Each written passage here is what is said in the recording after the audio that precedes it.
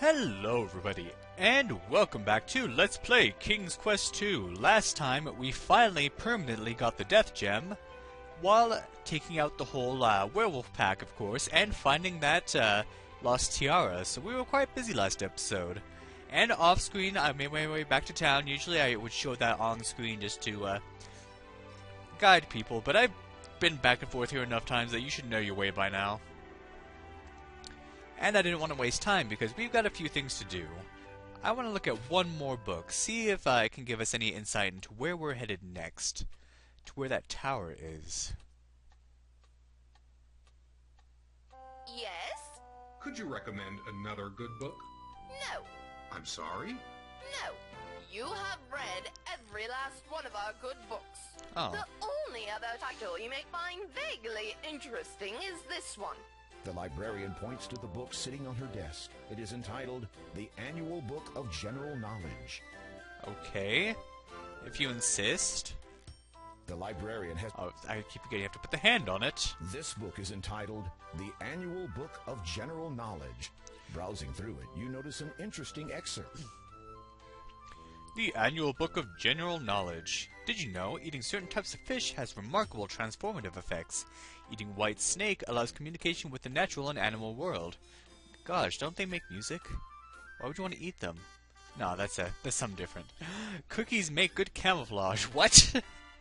The rumor about unicorns and who can see them is not true. Yeah, if you didn't know, it is rumored that only maidens can see unicorns. Pretty much virgins. So, not sure what that's implying. Mixing animal hair and lotions and potions can cause intriguing side effects. That's actually alluding, I believe, to the next King's Quest. Oh, the cookies one too. Okay, never mind. I shouldn't spoil anything. Goats are the natural enemies of trolls. Wands are like pets. Life is like a box of chocolates. Some worlds were created perfectly by the gods, while others were left to be recreated. Fairy dust loses its effectiveness with age. A wise man reads the lines in the sand for direction. All you need is love. So, a lot of these are kind of referencing other King's Quest games, but there's one in particular that helps us, but we'll see when we get there. Are you sure there are no more good books? Yes. Alright, we're done with that. So let's finally head over to the Stone Door. We haven't visited the Stone Door in quite some time.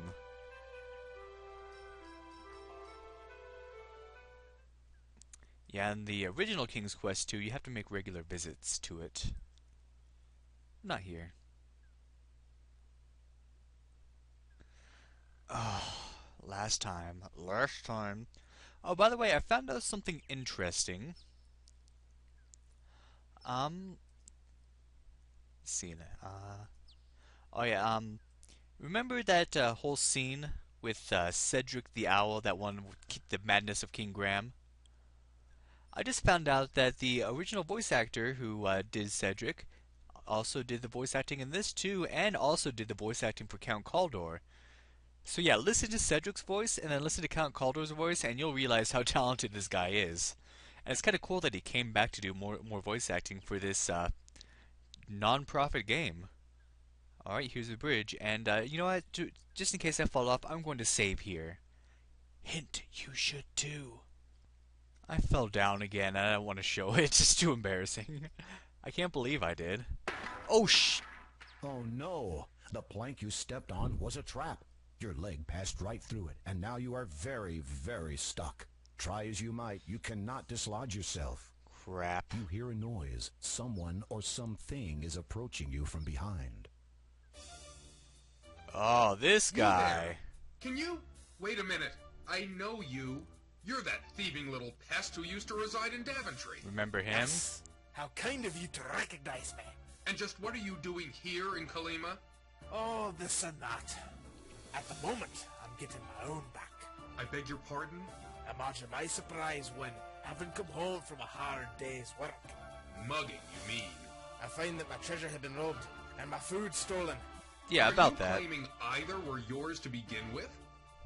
I went a bit hungry yesterday. but I'm willing to forgive. I happen to know that you're carrying some most expensive items, including that which you stole from me. I give you a choice. Either you hand over some treasure, or I start cutting. I've already had a go at the ropes on the other side, so should you survive the impact once I have cut both ends here, I doubt the remainder will hold your dangling weight. Oh dear. Oh, yes. You could start it by throwing me those lovely gems you're carrying. The despicable little man has a mischievous grin on his face. Can't be doing that. I mean it, mister. Hand over those gems or I'll cut this bridge, dude. Let's save again. Huh, can we get out? Be careful, Graham. Any sudden movements might cause the bridge to fall. I know what we can throw at him. Haha. You're stuck. You can't reach your sword at the moment. Besides, the dwarf is out of attack range. Crap. Is there no way we can get out? Please, your adventuring clothes and hat still... Okay, okay. I wonder if we just sit here, if it'll actually do anything. Doesn't look like it. Oh, we can't even get the walk icon. It's not letting us. The air... You could talk to yourself, but you already know what you're going to say. I don't think he actually cuts the rope, so let's give him the gems. Fine. Thank you kindly. Be seeing you. Shoot. You think giving away your only means of opening the door of destiny is the answer? In that case, there's this really nice bridge. Great. Yeah, that doesn't work. Alright, let's try something else. What if we were to throw it on the other While side? throwing your precious gems to the other side is a good idea. You do not want to part with them, unless you can be sure to keep them all together. Well, there's a way we can do that. You wrap your gems up tight in the cloth. I think it automatically does all three of them. Alright.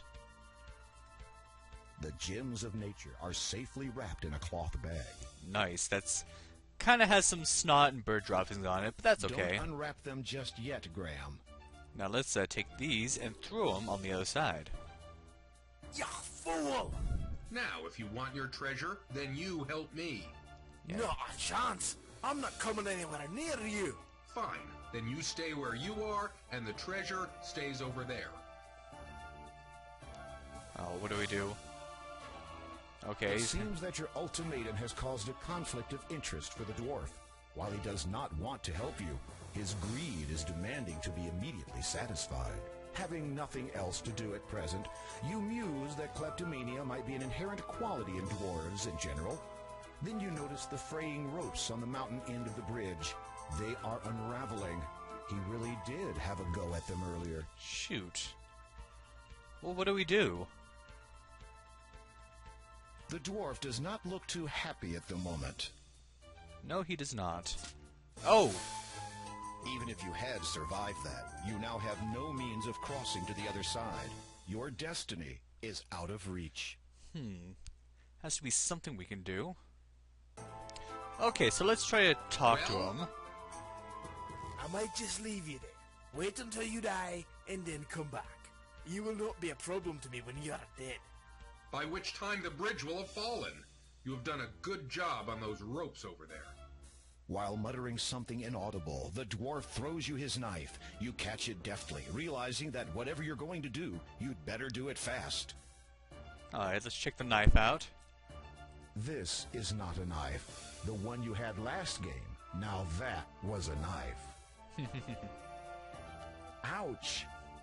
Out! Out! Out! Okay. So let's take the knife. There's no need. You begin cutting the exposed support rope. There we go. What are you doing? You're crazy! As each rope gives way to your onslaught, you hold on tight and brace yourself for the inevitable. And we grab on. Upon impact, the collision shatters the plank that held your leg in place, and you're again free to move. You also discover that your entire body really hurts now. At least we're not dead. Be careful, Graham. Any sudden movements might cause the bridge to fall. Oh, geez. I'll grab the rope. Unless you intend on growing another 4 limbs, you have no chance of successfully climbing down the chasm. Besides, you doubt there's anything important down there. Oh, jeez. You met. Okay, so I think... Oh, there we go. We had to actually click on the thing up there. Ha ha ha. You've made it to the other side safely. Of course, you have no way of getting back. Not that it concerns you at this point. Not really. You could at least give me back my knife. I thought he was going to stab him It with it. serves you right for stealing from Daventry's magic chest. It's too bad we don't get to kill him. Or at least, like, do some. I don't know, because he said he's still going to be robbing. Well, here we are at the door. Now, just to warn you, the rest of this episode is going to be a lot of pure silliness. You're about to find out why, and I'm going to save right here so I can show it all to you. Okay, so let's put the gems in. They're nice in this The safe in this gems bag. must be separated before they'll fit into the indentations on the stone door. We can't just cram them all into one hole. You unwrap the gems from the cloth. How's the cloth doing? It is a large sheet of slightly unhygienic. You'd really prefer... Okay. All 3 gems in a row. You push the gem firmly into the indentation. Second gem.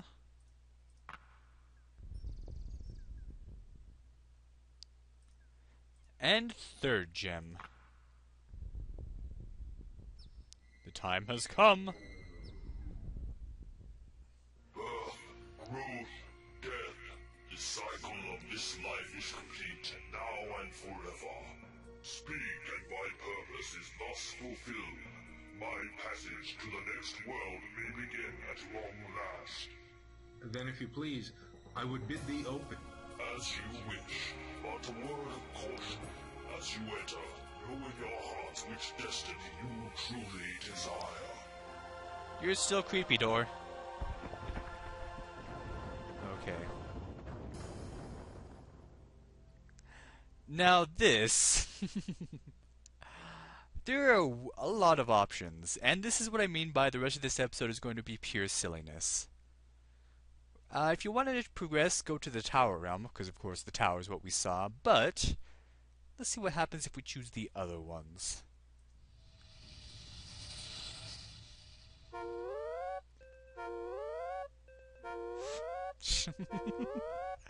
You have opted to leave your galaxy in favor of another. Enjoy yourself, space jockey. Yeah, this comes straight from Space Quest 1, the VGA version. And instead of just Roger Wilco, you get King Graham in his uniform but still wearing the Graham hat, which I think is pretty funny. But let's try another one. Alright, we have some more. Let's try the Metro Realm. What is Metro? Graham wouldn't know. Hello. You have opted to spend the rest of your life in the most uncivilized world you can conceive. And now we are in Police Quest, and he's wearing Sonny's uniform, but still, of course, with his own hat, which is, of course, still funny. Funny, Sonny, I rhymed. So, let's try another one. It's kind of annoying that you can't actually skip any of that dialogue, so I have to sit through it every time. You're welcome. Let's try Past Realm.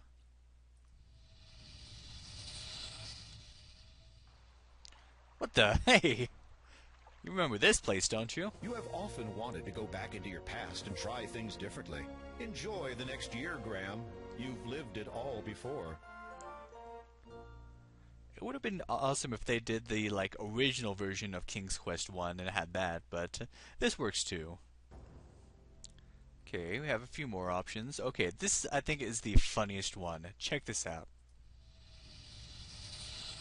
The Lizard Realm. What the? This Oh. is the life world of wine, women, and a quaint little term called precautions. Yes, this was a scene from, or the opening thing from Leisure Suit Larry 1 Land of the Lounge Lizards. Of course, the VGA version, not the original. And it is hilarious how they put Graham's face on that tiny little body. I think it's funny. Okay, one more before we get serious. The future realm. This is the past realm, but what is the future? Uh-oh.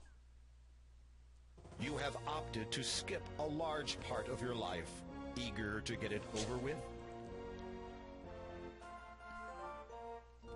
And we skipped all the way ahead to King's Quest V. I'm surprised they didn't have Cedric show up here. Alright, let's do the real thing now. Sorry if I seem like kind of a nerd for knowing all these Sierra games, but Sierra was pretty much my childhood. These were the first games I ever played. And they're just... They still have a spot in my heart. So, anyway, let's actually go to the Tower Realm. This is where we want to go. Holy moly. I want to go to the Tower Realm, not the Acid Trip Realm. Bright blue rocks prevent further passage north. The sky above the surreal world is a brilliant orange. You realize with a start that there doesn't appear to be a sun anywhere in sight. In which case, where is the light coming from? Although the water looks calm on the surface, there are dangerous undercurrents at work here. The blue cliffs towering above the beach are totally unclimbable. Crap, where do we go? Time to save, of course. Well, let's see if we can swim it. You attempt to remain afloat in the unusual water. However, due to its salt content and strong undercurrent, you sink, and sink, and sink. What? The undercurrent pulls you under. The last thing you see are your hopes rising to the surface.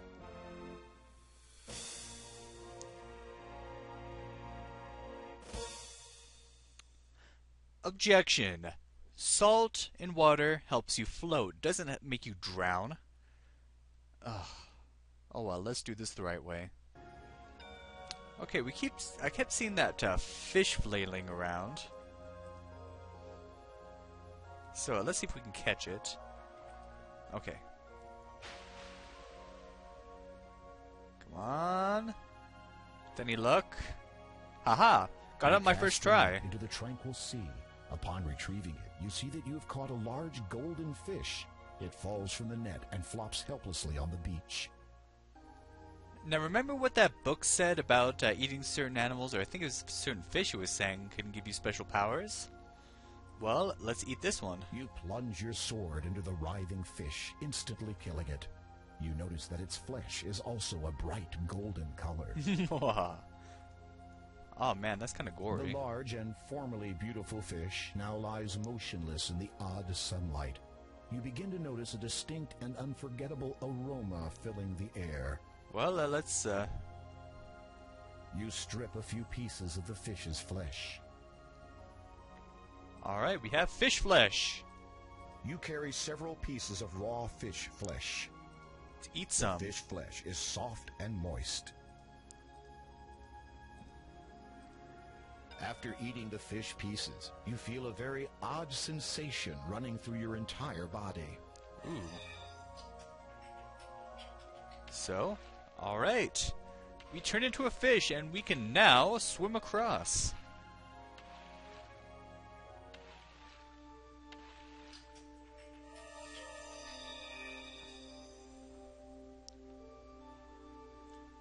You know what? I feel really, really bad for killing that fish. I mean, I know I shouldn't, but it seems like that was just not the right thing to do. Maybe we could do something different. Let's throw it back. We need to find some other way. The flopping fish. Its mouth is wide open and its gills are extended. With great difficulty, you hold the fish as it twists and turns in your hands. Let's throw it in. You toss the fish back into the tranquil sea. Sorry, we'll find another way. Huh? Thank you for not killing me. Whoa. For your kindness, I will gladly take you across to the other side of this vast sea. Alright. Yeah, You yeah. carefully lower yourself down the steep embankment and slide onto the fish's scaly back. You hold on tight as the fish swims far out to sea. You see, if you spare the fish's life, you get more points, and it's the more honorable thing to do. Remember, after we killed those werewolves, Grant was saying that he never wished to have to kill anything again. And so that's kind of a hint that you want to avoid killing things in the future. You want to find alternate You solutions. slide off the fish's back and clamber onto the sandy shore of a surreal little island. And now we're here for realsies. Alright. So, we have finally made it here. But can we find the girl trapped in that tower? And can we bring her home and make her a queen? Ooh, baby. You're just gonna have to find out in the finale of Let's Play King's Quest II Romancing the Stones, the VGA version. Thank you for watching, and have a good day.